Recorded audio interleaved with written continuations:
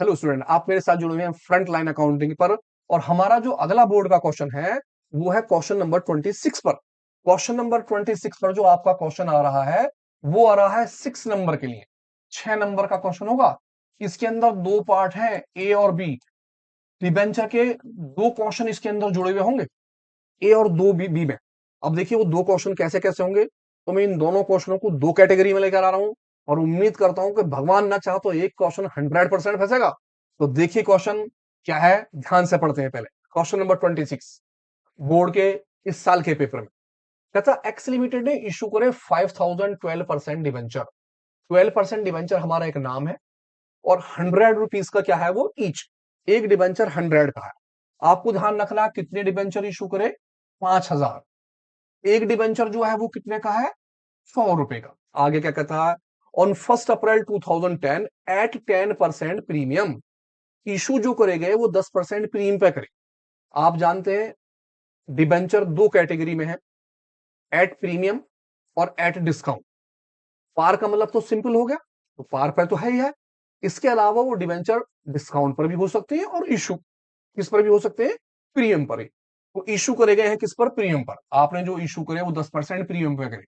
तो पहले कैटेगरी के लिए आपको तीन बात ध्यान रखनी है, कितने डिबेंचर हैं, ईच कितने रुपए का है, और किस कंडीशन पे है, प्रीमियम पे है या डिस्काउंट पर है। आगे पढ़ते हैं।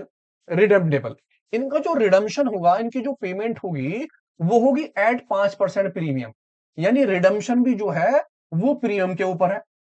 अब रिडम्शन प्रीमियम पे है तो इसकी एंट्री क्या बनेगी, हम देखते हैं। इससे पहले थोड़ा सा क्वेश्चन और पढ़ लेते हैं। कहता इंटरेस्ट ऑन दीज डिबेंचर, इन डिबेंचरों पर जो इंटरेस्ट होगा वो पेड करना ईयरली। अब इस लाइन से ये पता चला कि हमें इंटरेस्ट की एंट्री भी बनानी है। यानी क्वेश्चन दो में हो गया, दो पार्ट में। ए पार्ट जिसमें आपको क्या करना है, इशू और रिडेम्पशन की एंट्री। और दूसरा वाला जो हो गया बी, उसमें आपको किसकी एंट्री बनानी है, इंटरेस्ट की। यानी कि इंटरेस्ट ऑन डिबेंचर। अब ये तीनों एंट्री आपको ज्वाइन करनी है। यानी ये दोनों क्वेश्चन मिलने के बाद आपका एक क्वेश्चन होगा 3 नंबर का पहला और 3 नंबर का दूसरा। तीन एंट्री यहां होगी और तीन एंट्री यहां पर बैठ जाएंगी। इस तरह से 6 नंबर का क्वेश्चन हो जाएगा। तो मैं पहले सबसे पहले ए पार्ट अपना खत्म करता हूं। जब आपकी समझ में ए पार्ट आ जाएगा तो मैं आपको फौरन दूसरा बी पार्ट सिखा दूंगा। और जब आप दोनों पार्ट सीख जाए तो दोनों को ज्वाइन कर लीजिएगा।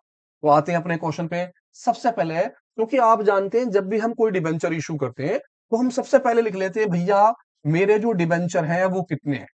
तो 12% डिबेंचर। मेरे डिबेंचर कितने थे, 5000। मैंने अभी अभी यहां देखे मेरे कितने डिबेंचर है, इशू करे 5000, 12% डिबेंचर। आप यहां देखते हैं सारे डिबेंचर की पैसा जो है किस पे आया होगा, एप्लीकेशन पर।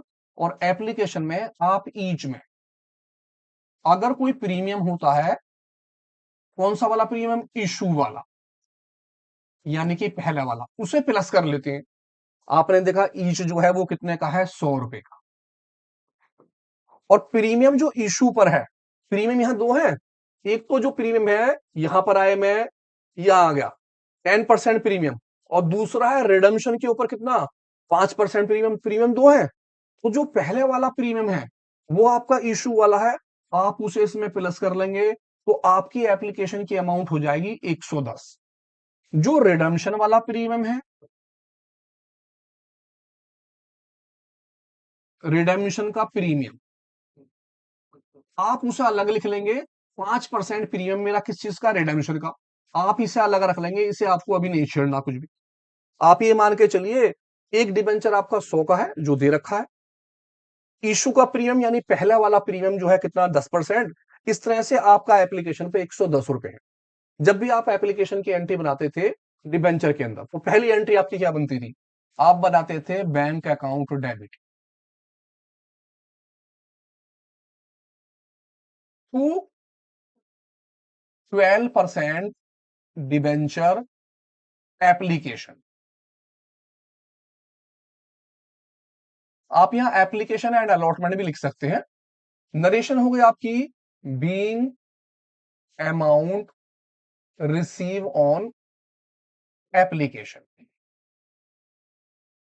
और फौरन इसके बाद आप दूसरी एंट्री बनाते थे। आपकी दूसरी एंट्री होती थी 12% debenture application account debit to 12% debenture और to security premium on issue या security premium reserve on issue. और नरेशन होती थी आपकी बीइंग अमाउंट ड्यू। आपकी अमाउंट ड्यू होती थी, आप इसकी एंट्री बनाते थे एप्लीकेशन की, एप्लीकेशन अकाउंट के लिए bank account debit to 12% debenture application, 12% debenture application account debit 2% debenture to security premium on issue या security premium reserve on issue. यहां सबसे पहले जितने भी आपके डिबेंचर होते हैं, इस डिबेंचर में हम एप्लीकेशन की मल्टीप्लाई कर लेते हैं। अब मेरे डिबेंचर कितने, 5,000, तो मैंने 5,000 के अंदर मल्टीप्लाई कर ली एप्लीकेशन की। एप्लीकेशन जो है कितने से है, वो 110। आप 110 की मल्टीप्लाई कर ले, आपकी हो गई 12340।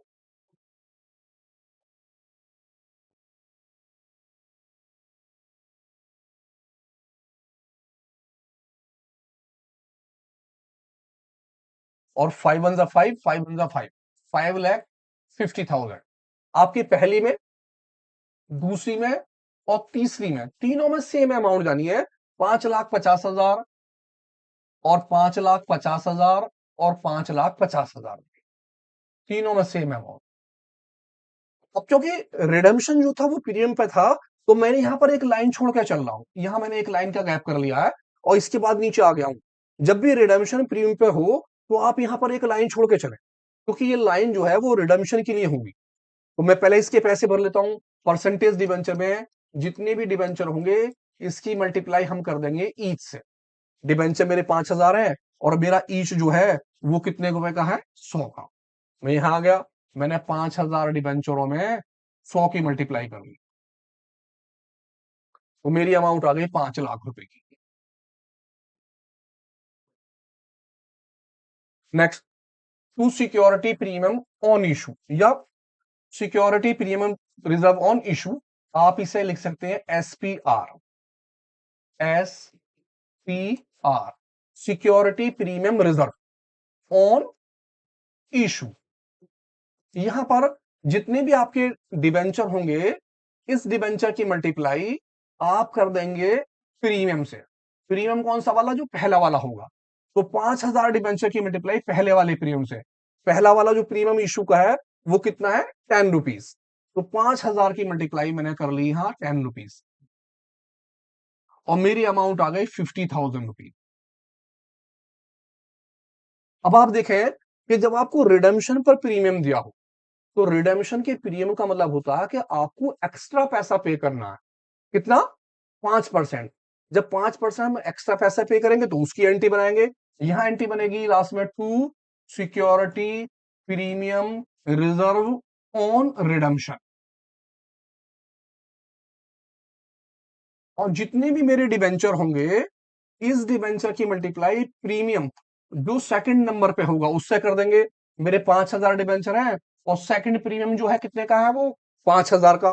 पहला प्रीमियम तो यहां आ गया, और दूसरा वाला प्रीमियम, अगर दूसरा प्रीमियम नहीं होगा तो ये लाइन नहीं आएगी। अगर ये दूसरा प्रीमियम यानी रिडेम्पशन पर प्रीमियम होगा तो ये लाइन आएगी डिबेंचर मल्टीप्लाई प्रीमियम के सेकंड। तो मेरे डिबेंचर कितने हैं, 5,000, और दूसरा वाला जो प्रीमियम है वो कितने का है, 5 का। इस तरह से अमाउंट आ गई कितने की, 25,000। अब ये जो 25,000 आए हैं, वो कंपनी एक्स्ट्रा पे करेगी। जब एक्स्ट्रा पे करेगी तो कंपनी के लिए क्या हुआ, प्रॉफिट या लॉस, यस लॉस, वो होगा लॉस। और लॉस हमेशा डेबिट होते हैं। हम यहां लिखेंगे जो हमने लाइन छोड़ी थी, loss on issue of debenture या loss on issue debit. Amount, जी हाँ, अमाउंट यही वाली, जो अमाउंट यहां थी वही अमाउंट एज इट इज यहां आ जाएगी, 25,000। इस तरह से ये आपका पहला वाला पार्ट कंप्लीट होगा। आप ध्यान से देखें, अगर आपको क्वेश्चन में दो प्रीमियम दे रखे होंगे, दो प्रीमियम, तो आपकी सारी एंट्री एज इट इज ये रहेगी। क्या रहेगी, देखिए मैं आपको फिर एक बार दिखाता हूं कि आपकी एंट्री क्या रहेगी। आपकी एंट्री होगी bank account debit to debenture application account being money receive on application. अगली होगी debenture application account debit, loss on issue debit to percentage debenture to security premium reserve on issue और to security premium reserve on debenture. जो लाल वाली line है वो line second वाले premium के लिए है। अगर सेकंड प्रीमियम नहीं होगा तो ये दोनों लाइनें इसमें नहीं आएंगी। मल्टीप्लाई डिबेंचर्स, कितने डिबेंचर थे मेरे 5000, एप्लीकेशन कितने से था 110 से। कैसे कैसे, डिवेंचर 5000, एप्लीकेशन ईच के अंदर मैंने प्लस कर दिया प्रीमियम कौन सा वाला, फर्स्ट वाला, पहला प्रीमियम इसमें प्लस कर लूंगा। ईच 100 का है, प्रीमियम 10 का है, 110 की हो गई कीमत। तो मैं सबसे पहले 5000 में 110 की मल्टीप्लाई कर लूंगा और मेरे कितने पैसे आ गए 5,50,000, 5,50,000। और पहली दूसरी तीसरी तीनों एंट्रियों में 5,50,000, फर्स्ट सेकंड थर्ड, 1 2 3 तीनों में सेम अमाउंट। यहां पर डिबेंचर की मल्टीप्लाई ईच से परसेंटेज डिबेंचर में मेरे डिबेंचर 5,000 है और ईच जो है कितने का है वो मेरा 100 का, तो मैंने 100 की मल्टीप्लाई कर ली। यहां मेरी अमाउंट आ गई 5 लाख रुपए की। देन मैं आगे आ गया, डिबेंचर मल्टीप्लाई प्रीमियम फर्स्ट वाला यानी to security premium on issue, जो फर्स्ट वाला है मेरे 5,000 डिबेंचर है और मेरा पहला वाला जो प्रीमियम है वो कितना है 10। तो मैंने 10 की मल्टीप्लाई यहां करी और ये मेरी अमाउंट आ गई 50,000। मैं इसके आगे आया, डिबेंचर मल्टीप्लाई प्रीमियम सेकंड वाला, सेकंड कौन सा, security premium reserve on redemption, जो रिडम्शन पर है। आपने देखा था रिडम्शन के ऊपर जो प्रीमियम था वो कितने का था, परसेंटेज 5% का था। और ये कौन सा वाला है हमारा, सेकंड वाला। तो इसकी मल्टीप्लाई हम यहां ले लेंगे, कितने डिबेंचर 5,000 और सेकंड वाला प्रीमियम 5%। आपने बंद करा और आपके कितने पैसे आ गए 25,000। जो अमाउंट आपकी यहां आएगी वही अमाउंट आपकी इसके अंदर आ जाएगी लॉस के अंदर, क्योंकि जितने रुपए का रिडम्शन पर प्रीमियम है वही आपके लिए क्या है, लॉस। इस तरह से आपका पहला पार्ट खत्म होगा। आपकी जो सेकंड वाली एंट्री होगी वो थी इंटरेस्ट की। इंटरेस्ट की 3 एंट्री फिक्स है। क्या होगी इंटरेस्ट की एंट्री, पहली होगी debenture interest account debit to debenture holder being interest due और दूसरी एंट्री होगी debenture holder account debit to bank, हम डिबेंचर होल्डर को पेमेंट करेंगे। नेट तीसरी एंट्री जो होगी वो होगी statement of profit loss account debit to debenture interest, आप डिबेंचर के इंटरेस्ट को प्रॉफिट एंड लॉस में ट्रांसफर कर लेंगे। अब ये इंटरेस्ट निकालेंगे कैसे, बहुत आसान है। इंटरेस्ट, इंटरेस्ट ऑन डिबेंचर, आपको बस ये ध्यान रखना है कि मेरे कितने डिबेंचर है उसकी मल्टीप्लाई आपने करनी है ईच से। जो भी निकल के आएगा इसके अंदर जो परसेंटेज रेट आपको दे रखा होगा वो मल्टीप्लाई टाइम अपॉन 12।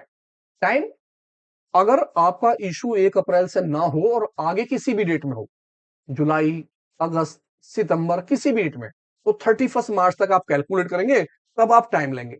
जैसे कि मैं इस क्वेश्चन पर अगर आता हूं, इस क्वेश्चन में मैंने ध्यान से देखा 5,000 तो मेरे डिवेंचर है, परसेंटेज रेट मेरा 12 है और डेट जो दी है वो मुझे क्या दी है 1 अप्रैल, और मुझे कहां तक इंटरेस्ट निकालना है 31 मार्च तक। तो अमाउंट 5,000 की, डिवेंचर का रेट 12%, 1 अप्रैल में और 31 मार्च तक। तो मैं अपने क्वेश्चन पर आ गया, मैंने देखा इंटरेस्ट के लिए सबसे पहले डिवेंचर 5,000 ईच 100, परसेंटेज रेट जो थी कितने थी 12/100 और डेट जो थी वो थी 1 अप्रैल से और कहां तक 31 मार्च। 31 मार्च तक का जो टाइम बैठा वो बैठ गया मेरा कितना 12/12, 12 महीने का पूरा। अगर सपोज कीजिए अप्रैल ना हो के कोई और डेट होती, अक्टूबर होती, तो मैं अक्टूबर से कितना अक्टूबर, नवंबर, दिसंबर, जनवरी, फरवरी, मार्च 6 मंथ हो जाते। या कोई और डेट होती तो मैं उस डेट को कैलकुलेट कर लेता। काट रहे हैं, 12 से 12 कट हो गया, 1220 से 20 कट हो गई और मेरी 5000 बचा, और मैंने 5000 में 12 की मल्टीप्लाई कर ली, इस 5000 में इस 12 की, और मेरे अमाउंट आ गई 60,000, 60,000 रुपए का इंटरेस्ट। कितना इजी है, 60,000 रुपए आपको सभी में भर देने हैं। 60,000 पहली एंट्री में, 60,000 ही इसी तरह आप भर देंगे किसमें, दूसरी एंट्री में, और 60,000 रुपए ही आपके किस में आ जाएंगे, तीसरी एंट्री में। खत्म, सबसे आसान इंटरेस्ट निकालो। इस तरह से आपका पहला वाला ये पार्ट, ये आपका पार्ट हो गया ए, और सेकंड वाला ये आपका पार्ट क्या हो गया, बी। आप दोनों पार्टों को एक साथ करेंगे, और ये वर्किंग नोट दोनों का ही सबसे लास्ट में बनाएंगे अलग। मैंने आपको अलग अलग इसलिए सिखाया ताकि आपकी समझ में दोनों बातें ध्यान से आ जाए, लेकिन आप एंट्री एक साथ बनाएंगे और वर्किंग नोट अलग से शो करेंगे। तो इसी के साथ मैं दूसरा वाला पार्ट लाता हूं, जिसके अंदर मेरा क्या होगा, डिस्काउंट। दोनों में से एक क्वेश्चन 100% आना है, क्वेश्चन नंबर 26 पर। तो देखते हैं इसका सेकंड क्वेश्चन क्या होगा। 26 नंबर पर सेकंड क्वेश्चन जो किस टाइप का होगा, कहता एक्स लिमिटेड ने इशू करे 4000 12% डिबेंचर ऑफ 100 ईच।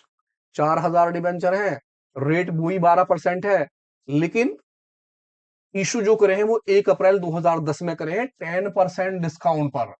इस बार हमने लिया है डिस्काउंट। इससे पहले वाले में क्या था, प्रीमियम, इसमें क्या है, डिस्काउंट। अब या तो प्रीमियम पे क्वेश्चन आएगा या फिर किस पर आएगा, डिस्काउंट। ये अमाउंट खाली बदल सकती है, आप कैलकुलेशन सबकी सेम रहेगी। रिडमडेबल, इसका जो रिडम्शन होगा वो होगा प्रीमियम 5% पर ही। आगे बढ़ते हैं, interest on this debenture, interest जो निकालना वो ईयरली निकालना, जैसा अभी इंटरेस्ट निकाला ऐसे इसका इंटरेस्ट निकालेंगे। दोबारा प्रैक्टिस दोनों की। तो मैं सबसे पहले आता हूं किसके ऊपर, तो हमारा जो क्वेश्चन होगा, क्वेश्चन की एंट्री वैसी रहेंगी जैसे पहले थी, बस एक छोटी सी चीज बदल जाएगी। क्या बदलेगी, अभी हमने पीछे एंट्री करी, एंट्री थी bank account debit to debenture application being money receive on application. अगली थी डिबेंचर एप्लीकेशन अकाउंट डेबिट। अब यहां नाम आ जाएगा डिस्काउंट। क्या नाम आ गया, डिस्काउंट। क्यों, क्योंकि यहां पर प्रीमियम नहीं है, यहां पर क्या है, डिस्काउंट। तो आप प्रीमियम हटा देंगे, कौन सा, इशू वाला प्रीमियम, और नाम आ जाएगा discount on issue. Next, loss on issue debit to percentage debenture to security premium reserve on redemption. तो जो हमारा नीचे प्रीमियम था इशू वाला वो हट जाएगा, उसकी जगह पर डिस्काउंट क्या हो जाएगा, डेबिट। क्योंकि डिस्काउंट हमेशा क्या होते हैं, डेबिट। आप वर्किंग नोट वैसे ही बनाएंगे, लिखेंगे 4000 कितने, 12% डिबेंचर। आपके जो डिबेंचर है वो 4000 है। एप्लीकेशन कितने से होगी, ईच। अब आप पीछे आपने क्या करा था, प्रीमियम प्लस, और हम डिस्काउंट क्या कर देते हैं, माइनस। तो डिस्काउंट के पैसे को माइनस कर देंगे। देखता हूं मेरा ईच कितने का है, 100 का। डिस्काउंट कितना परसेंट, 10%। मैं लौट के आ गया, मैंने 100 के अंदर माइनस कर दिए 10, और मेरी एप्लीकेशन कितनी की हो गई, 90। बस इतना फर्क है। अगर यहां पर प्रीमियम होगा तो यहां डिस्काउंट ना आके नीचे आ जाएगा प्रीमियम, क्योंकि प्रीमियम हमेशा क्रेडिट होता है तो 2 में आएगा।